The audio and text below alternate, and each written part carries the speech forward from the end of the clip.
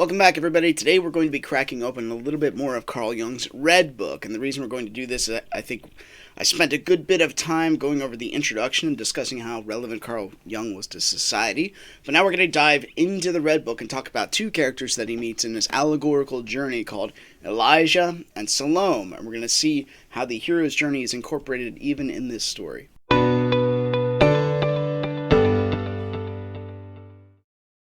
So I gotta apologize to you guys. Usually I burn through a book or two or three, and I did. But the two books I burnt through, well, not really burned through, but, examined, went over, added to my arsenal of knowledge, that kind of thing, which all of you should be doing as well. One was a book on climate change, which I'm not a scientist per se, but I want to know at least what's going on out there. And you can tell some of these books are written with certain bias in mind. I don't really feel like this channel or myself are really into just refuting the basic facts of it. I have my general hypothesis on that. We could talk about it later maybe. The other one I read was because I'm part of a school board and we're trying to raise funding. So I read a book on, how to do that and give you ideas on how to be more proactive on that kind of thing. So those I don't think are as interesting as this book specifically. So I only got like maybe 100 pages into it in my off reading time. Not the main reading time, but the off-reading time. This book is really deep. This causes me to read slow, which is a good thing. In the place where I am in my life currently, I want to think about what I'm reading. Sometimes when you're younger and you're just consuming things for the sake of consumption, well, that's your stomach leading you, and that's like experiencing life just for the sake of experiencing it. And withholding judgment, and as you get older, your judgment actually, I think, plays a better role with how you guide yourself forward. And maybe that has something to do with how closer you're getting to your mortality and how your decisions can actually affect the little bit of your life that you have left. And I don't think I'm going to be dying tomorrow from old age, but time tends to work one direction, so you got to keep that in mind. So a lot of this book so far is just Carl Jung speaking to his own soul, him and his soul having a dialogue, and him and his soul having a dialogue while he dreams or has waking visions, because this guy could literally make himself have waking visions, and you can take that however you'd like to. And I'm sure if you pause long enough, you can find or at least remember a spot where you were so out of it, you were thinking about something, you were thinking about a place or a time where you were not. Obviously the one is at work, the last 20 minutes of the day. I'm sure you're thinking all about work and how much you can accomplish in the 20 minutes. And maybe some of you are, sure, but you kind of, you're anticipating the future, so you can put yourself in there. So there's a lot of books that famous authors have written that are allegorical. Like Pilgrim's Progress was written by John Bunyan. Extremely powerful story. Pilgrim's Regress by C.S. Lewis. That's his allegorical journey to himself. You could say maybe Battlefield Earth is L. Ron Hubbard's version of that. And maybe depending upon your scripture or how much you know about the cults, certain religious texts also have that allegorical movement that was actually kind of behind what the visionary might have had when he was starting his movement. In my opinion, the Book of Mormon is like that, and the Quran maybe to a lesser extent. So I'm going to read you a passage. It's going to be brief, and we're going to go into the hero elements thereof. So the hero elements, again, the idea that the I, the you, the me, the adventurer goes from the known to the unknown, because we are the knower in our lives, in our stories. We are reading our own stories as we talk and as we speak and as you're listening to this video. Part of this video is you being in your story, listening to somebody who's telling you about you being in your story. So think about that for 20 minutes. It'll get your brain rolling a bit. So this one's called Mysterium Encounter. On that night I considered the essence of God. I became aware of an image. I lay in the dark depth. An old man stood before me. He looked like one of the old prophets. A black serpent lay at his feet. Some distance away I saw a house with columns. A beautiful maiden steps out of the door. She walks uncertainly, and I see that she is blind. The old man waves to me, and I follow him to the house at the foot of the sheer wall of rock. The serpent creeps behind us. Darkness reigns inside the house. We are in a high hall with glittering walls. A bright stone, the color of water, lies in the background. As I look into its reflection, the image of Eve, the tree, and the serpent appear to me. After this, I catch sight of Odysseus and his journey on the high seas. Suddenly a door opens on the right, onto a garden full of bright sunshine. We step outside, and the old man says to me, "Do you know where you are?" I say, "I am a stranger here, and everything seems strange to me, anxious as in a dream. Who are you?" He answers, "I am Elijah, and this is my daughter Salome." I say, "The daughter of Herod, the bloodthirsty woman?" He says, "Why do you judge so? You see that she is blind. She is my daughter, the daughter of the prophet." And I say, "What miracle has united you?" Elijah said, "It is no miracle. It was so from the beginning. My wisdom and my daughter are one. I am shocked, and I am incapable of grasping it." Elijah says, "Consider her this. Her blindness and my sight have made us companions through eternity. I say, forgive my astonishment, am I truly in the underworld? And Salome says, do you love me? I say, how can I love you? How do you come to this question? I see only one thing. You are Salome, a tiger. At your hands are stained with the blood of the Holy One. How should I love you? Salome says, you will love me. I love you? Who gives you the right to such thoughts?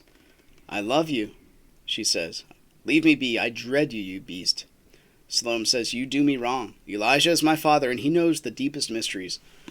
The walls of his house are made of precious stones. His wells hold healing water, and his eyes see the things of the future. And what wouldn't you give for a single look into the infinite unfolding what is to come? Are these not worth a sin for you?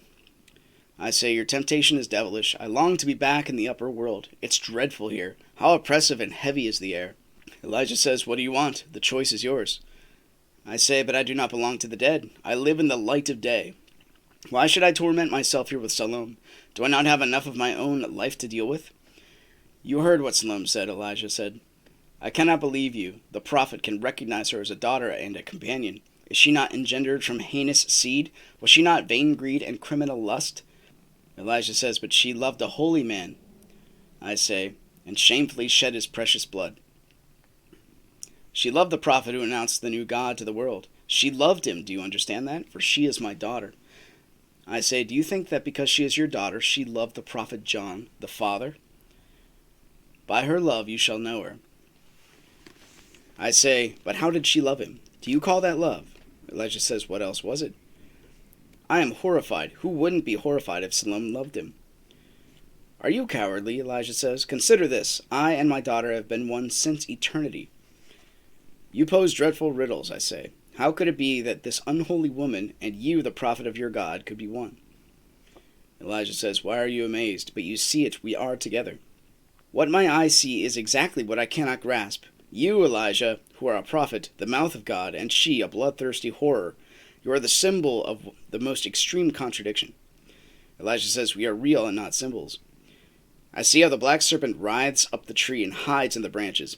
Everything becomes gloomy and doubtful. Elijah rises, and I follow, and we go silently back through the hall.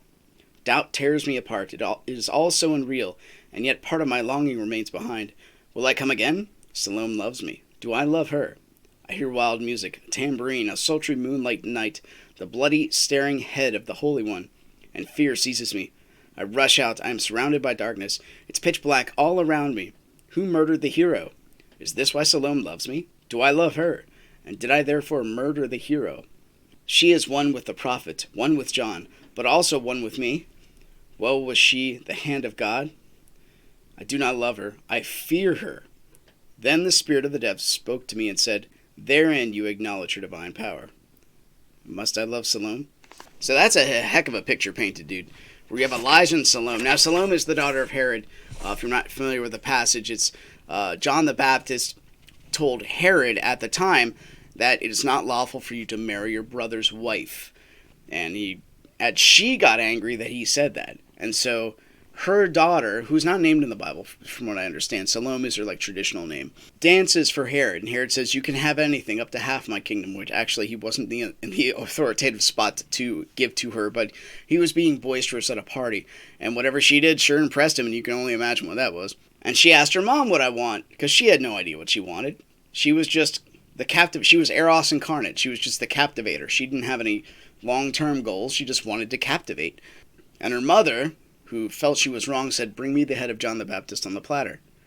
So was Salome really the one that did that? Sort of. Kinda, but she's also blind. And it takes a good bit to unpack this, and he does unpack a good bit of it himself in here for you and me to fathom. But I felt that was really interesting that they're the two partners, but they're also the two aspects of reality. So one is Elijah. You're old. You're an old man, but you can see into the future. Your motivation is your blind daughter who you protect. She only cares about what she feels because she's blind. And that's agency for you, man. Like your pull, your hungers, your lusts, everything inside of you, your flesh, which is why it's important to control it, and your dark side and your angers, your resentments, they only care about themselves. They are roughly self-referencing. They're feeling Feeling and self-referencing go hand in hand. I hate you. What exactly do you hate? And you'll describe what turns the feeling on. Maybe you can do that. Why does that make you hate? And if you keep going far enough in the intellectual realm, either two things will happen. One, you can't answer, or two, the emotion will get dispelled. That's what's going to happen. And I just read this today, so this is fresh in my mind. I thought it was really profound. When it deals with the chaotic pull of the unknown, and when it deals with the wishing to return to the known. Because the pull of the unknown is just that. It's self-referencing. That's exactly what it is. It's unknown. But it desires to be known.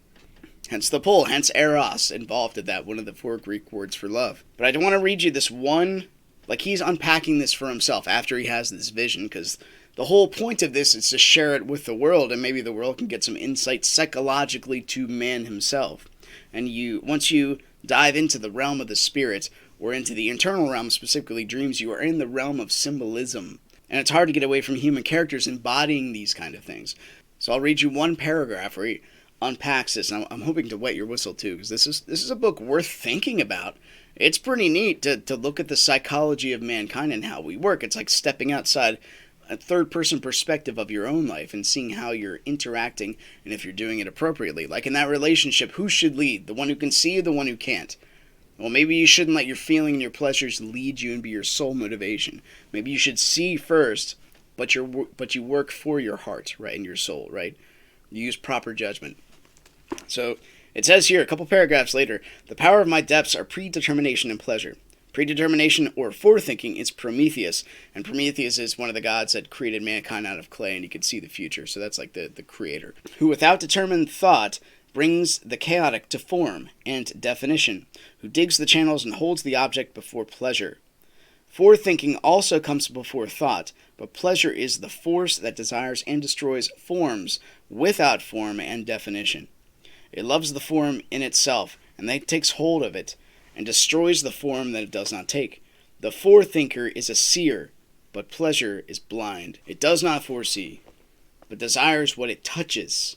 Forethinking is not powerful in itself, and therefore does not move.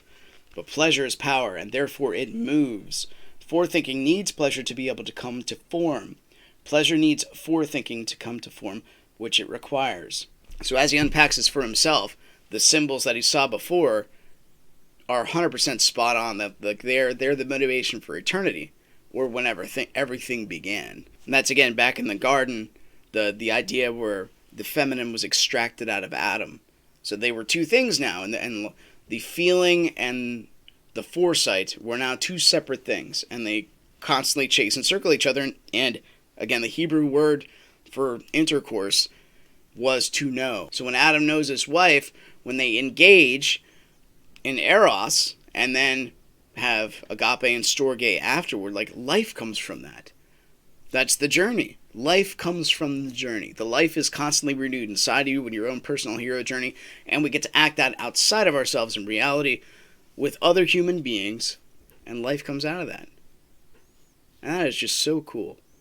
If you want to continue on this hero journey with me, click this video up here that YouTube recommends, so we can keep going down this rabbit hole together.